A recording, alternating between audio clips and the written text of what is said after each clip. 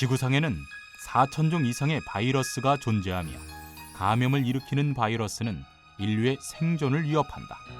때문에 20세기에 들어서면서 인류는 다양한 백신을 개발해왔다. 백신이라는 거는 병원체의 전체나 일부를 사멸, 죽이거나 약화시켜서 접종 시에 우리 인체가 면역력을 갖게 해서 질병으로부터 우리 자신, 인체를 보호하는 물질이다. 1798년 영국의 의사 에드워드 제너는 소의 젖을 짜는 사람들이 천연두에 걸리지 않는다는 것을 발견해 오두균을 사람에게 접종함으로써 천연두 백신을 개발했고, 그 결과 1980년 세계보건기구는 지구촌에서 두창, 즉 천연두가 사라졌다고 공식 선언했다. 우두의 학명이 바리올레 백신입니다.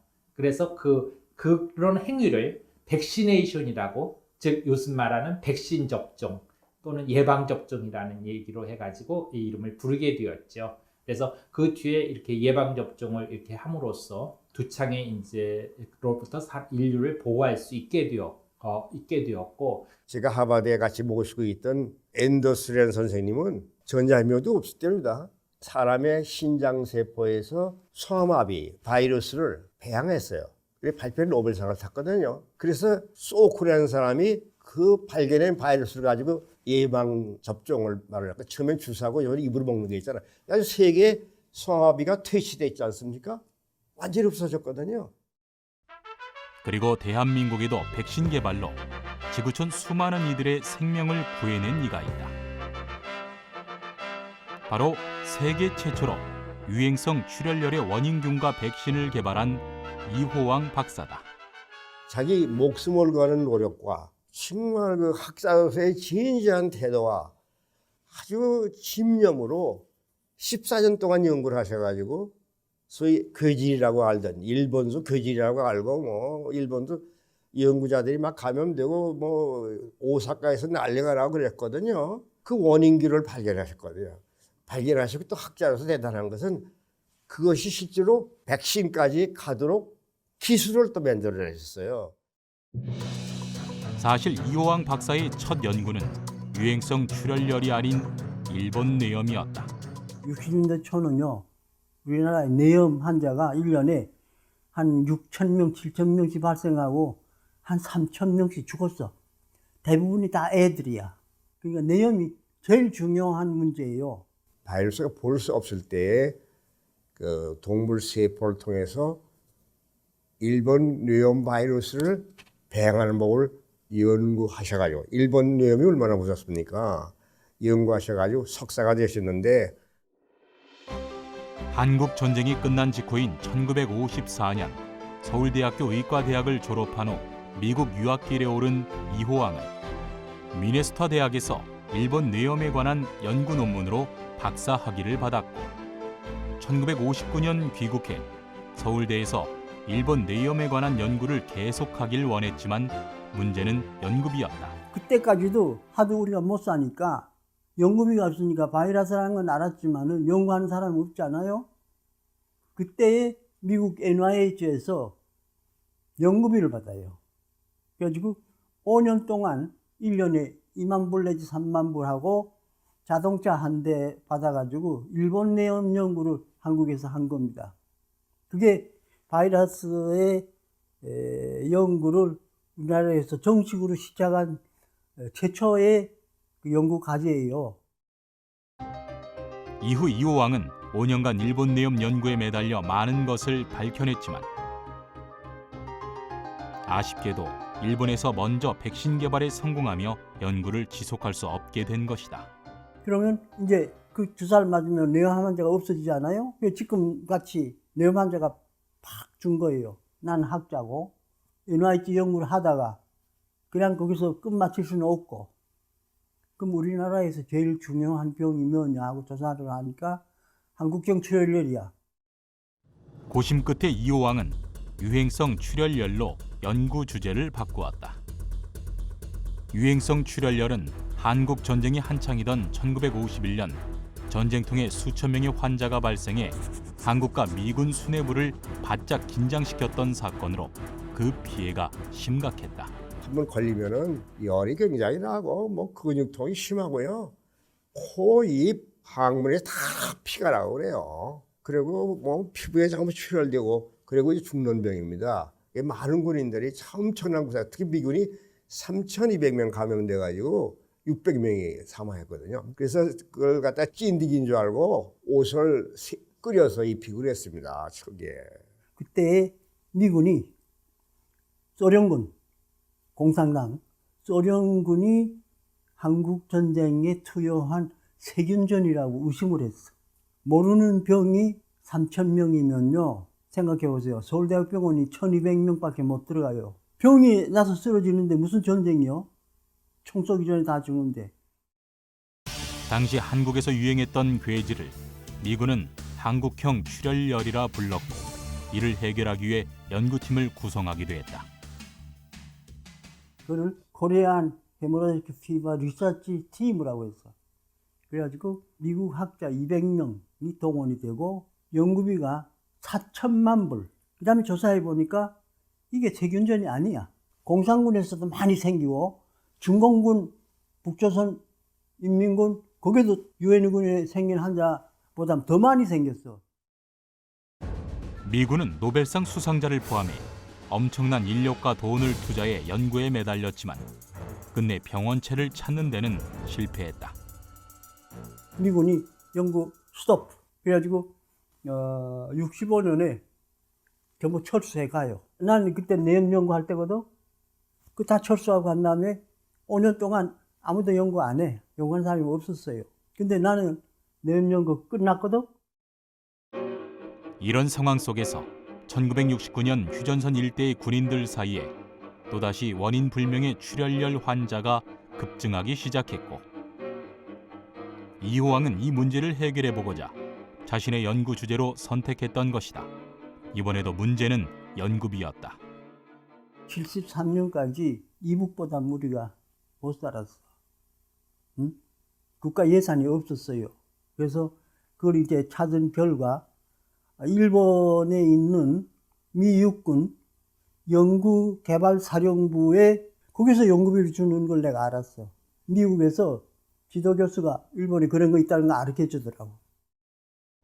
이호왕은 연구비를 타기 위해 미 육군성 의학연구개발사령부에 한국형 출혈열에 관한 연구계획서를 제출했고 마침내 연구비를 지원받는 데 성공한다. 1년에 한 3만 불 정도. 처음에는 3년. 그리고 지프차, 미군 지프차를 하나 받았어. 야외에 그 연구를 해야 되니까. 연구는 쉽지 않았다. 군부대 주변에서 들쥐를 사냥하다 무장 간첩으로 오인받기도 했고 감염되어 죽음의 문턱까지 갔던 연구원들도 있었다.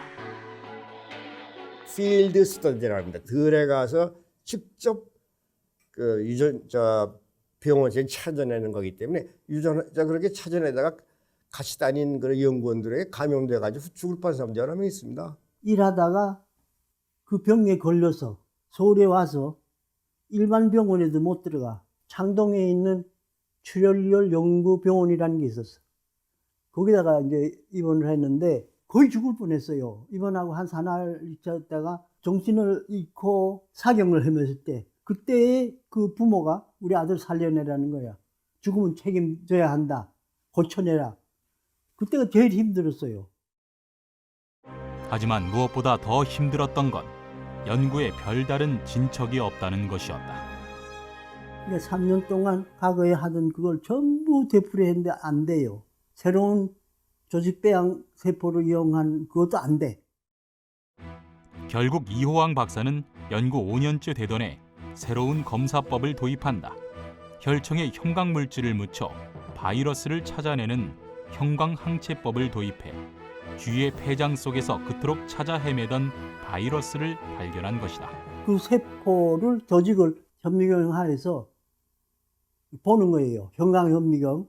그러면은 환자의 혈청하고 결합하는 이상한 물질이 있으면은 노란색 별빛 같은 점들이 똑똑똑 나타나는데 그 나타나기 시작한 게 5년째야. 그러니까 5년 만에 그걸 이제 발견을 한 거예요. 그리고 1976년 5월 유행성 출혈열의 바이러스를 발견했다고 공식 발표했다. 발표하니까 처음에는 많은 사람들이 믿지 않아. 왜? 연구 이력도 없는 사람이 뭘 그거를 미군이 못한 걸 한국 사람이 했겠느냐. 그게 의사가 나보고 그러는 거야. 저 선배님, 후라이 그만 치세요. 미군이 다 못한 걸 왜 자꾸 한국에서 했다고 그 거짓말 하느냐 그래, 나보고. 그래서 내가 후라이 치려면은 나같이 쳐라. 미국 정부에서 최근에 나한테 훈장을 주는데 시민공로 훈장을 날 줬어.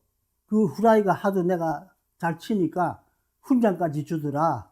우리나라 사람들이 시기일투가 많아요. 우리나라 사람이 사촌이 땅산 배 아프다는 식으로. 지금 믿지 않아가지고 사실인가 의학에 생각하는데 미국이 먼저 믿었어요. 미국 학자들이 놀래가지고 일반 학자들이 먼저 믿고 깜짝 놀래가지고 뭐 뉴욕 타임스 타임 매거진 그런데 막 나니까 뭐 한국 사람도 그때부터 야 우리 한국 사람들이 이렇게 할 수 있구나. 우리나라 사람들이 이렇게 세계 정책을 낼 수가 있구나. 이런 걸 깨닫게 됐죠. 한탄강 유역에 서식하는 들쥐로부터 바이러스를 발견한 이호왕은 병원체의 이름을 한탄 바이러스라 명명했고, 그로부터 4년 후인 1979년 서울에 서식하는 집쥐를 통해 새로운 바이러스를 발견, 유행성 출혈열이 도시에서도 감염될 수 있다는 사실을 밝혀내기도 했다. 1979년쯤 12월 그 환자의 혈청을 우리한테 검사해달라 의뢰가 왔는데 보니까 서울 시내 환자야. 근데 이상한 말을 하는데 자기가 2, 3일 전에 아파트에 들어온 쥐를 때려 잡았대요. 그리고 3일 후에 내가 이렇게 아파졌는데 틀림없이 그럼 쥐를 잡은 게 원인인 것 같다고 의사가 환자가 그런다는 거야. 이호왕 박사는 집쥐를 잡아 검사했고 집쥐의 폐에서 한탄 바이러스와 같은 바이러스를 발견했다. 이 바이러스는 집쥐에만 살아. 등줄쥐에서는 아무리 접종해도 안 살아요. 그리고 한탄 바이러스는 등줄쥐에서만 살아. 집쥐에 접종해도 안 살아요. 근데 모양은 똑같아. 숙주가 다른 거야. 이번에는 다 아는 서울 시내에서 잡았으니까 서울 바이러스 이름을 붙였어. 그럼 서울 바이러스 하면은 이거 대한민국에서 잡은 바이러스구나 하는 게 알지 않아요. 이렇게 두 종의 바이러스를 발견한 이호왕은 백신 개발을 결심하고 1980년대 초 세계보건기구에 백신 개발 계획서를 제출한다. 세계보건기구에다가 써낸 거예요. 거기서 오케이. 그래가지고 한 10,000불 정도 연구비를 주더라고. 근데 미군에서는 내가 백신 연구한다면은 우리가 한다. 미군이 자기네가 한다는 거야. 우리 연구비 안 준다. 그래가지고 나한테 조사를 왔어요. 우리가 준 연구비는 다른 목적에 쓰라고 그랬는데 왜 저 예방주사를 만들었냐. 그거는 너 연구비를 한 게 아니고 WHO 세계보건기구에서 하라고 그래서 한 건데 그 연구 계획서 보고 뭐하고 하니까 미군이 할 말이 없죠. 자기네 돈 아니고 WHO에서 하라고 해서 만든 거니까. 1982년 세계보건기구는 이호왕 박사의 연구실을 한국형 출혈열 협력센터로 지정하고 그의 백신 연구를 후원했으며 1986년 녹십자와의 공동 연구를 통해 본격적으로 백신 개발에 박차를 가했다. 소문이 나가고 제약회사가 조금씩 살아날 때야. 녹십자에서 왔어요. 같이 하자. 내가 거절할 이유가 하나도 없지. 그래서 5년간 계약을 했어. 그리고 1988년 11월 세계 최초로 유행성 출혈열 예방 백신을 개발했다. 바이러스의 병원체와 진단법, 백신까지 모두 우리 기술로 개발한 전무후무한 기록을 세웠고 1990년 9월 한타박스라는 이름으로 출시된 백신은 대한민국 국산 신약 제1호가 됐다. 우리 생명과학, 의학, 기초의학이 뭐 환자 한두 사람 고치는 거는 문제가 아니에요. 병 원인을 알아내서 그걸 완전히 퇴치한다는 것이 폐렴권 치고 뭐 위암 수술해서 곤 치는 것보다 얼마나 더 중요합니까? 생명과학 연구의 큰 그 역사적 기결이죠. 이렇게 위대한 과학자 한 사람이 나옴으로써 수많은 사람의 생명을 구하는 겁니다. 선생님이 그 실현하신 분이죠. 한국 학자로서는. 우리 기술로 개발된 백신은 또 있다. 바로 2009년 녹십자에서 개발한 신종 인플루엔자 백신이다. 2009년 7월이었어요. 7월 22일 날 품어허가를 받았는데 2009년 4월 달에 멕시코에서 신종플루가 발병을 합니다. 그래가지고 세계가 난리가 났어요. 그야말로 걱정했던 팬데믹이 발생을 확 한 거예요. 신종플루로 인한 세 번째 사망자가 나오면서 신종플루에 대한 불안감이 더욱 커지고 있습니다. 자, 우리나라도 신종플루 사망자가 발생해서 지금 더욱더 이 긴장감이 높아지고 있는데요. 당시 전 세계적으로 인플루엔자 바이러스의 하나인 신종플루 공포가 확산됐고 대한민국도 예외는 아니었다. 인플루엔자 바이러스는 독감이라고도 쉽게 말할 수가 있는데 인플루엔자 바이러스가 문제가 되는 이유는 인플루엔자 바이러스의 표면에는 H와 N이라는 단백질이 있는데요. 이 둘을 조합하면 총 144가지의 항원이 생길 수가 있는 겁니다. 그래서 바이러스가 우리 몸에 들어왔을 때 여러 가지 돌연 변이가 생길 수가 있다고 하고요. 그렇기 때문에 한 가지 변이를 막는 어떤 치료제를 개발한다고 하더라도 또 다른 변이들이 계속 생겨나기 때문에 정부에서는 신종플루 예방 백신의 개발 공급을 위한 대응 체제를 구축, 대량 생산이 가능한 녹십자와 함께 신종 인플루엔자 백신 생산을 긴급 협의했는데 이는 녹십자에서 이미 독감 백신을 개발했던 경험이 있었기 때문이다. 유정란을 21일 동안 부화하면 병아리가 되는데 11일 정도 부화한 닭의 태아에다가 접종을 하면 독감 바이러스가 자랍니다. 그럼 그 바이러스를 꺼내서 분리정제해서 사멸시켜서 만드는 게 독감 백신입니다. 그때 계절 독감 백신 개발한 그 실력에다가 그 공법 그대로 신종플루 백신을 개발하자고 정부가 결정을 합니다. 그래서 사실은 계절 독감 백신 허가받는 게 급했는데 4월 달에 발병을 하니까 신종플루가 어찌 보면 거의 동시같이 막 이게 움직이는 겁니다. 백신 개발을 위해 무엇보다 중요했던 건 깨끗한 유정란의 확보였다. 유정란을 이용한 독감 백신을 개발할 때요. 일반 양계장의 건 못 씁니다. 유정란이라도.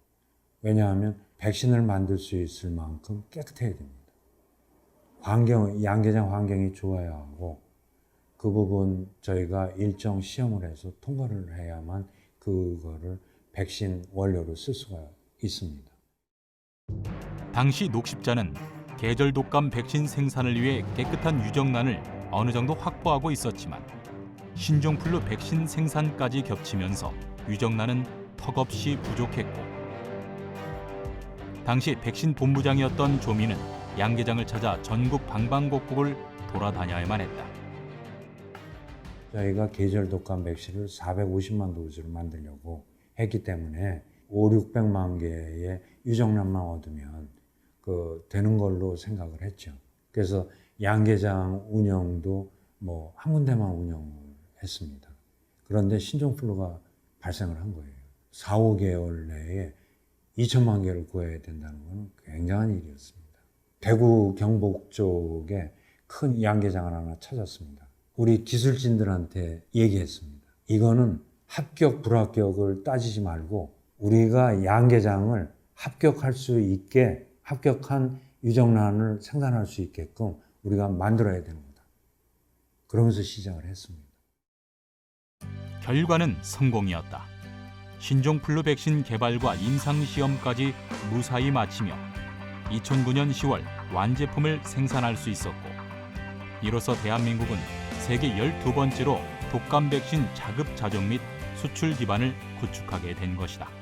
녹십자 본사에서도 힘을 많이 기울였고 공장의 연구개발팀에서도 힘을 많이 쏟았고 또 생산 쪽에서도 힘을 쏟았고 그래서 그걸 만들어 가지고 납품할 때는 뭐 좋았죠. 그리고 그 제품을 남미로 수출을 했거든요. 그때는 더 좋았죠. 사실 녹십자가 백신을 개발할 수 있었던 배경에는 정부의 노력도 있었다. 계절 독감 백신 품목 허가도 그 식약처 이런 데에서 집중해 주시고 해서 그 허가도 빨라졌고요. 또 그거를 기반으로 해서 신종플루 그 백신도 빨리 개발을 할 수가 있었어요.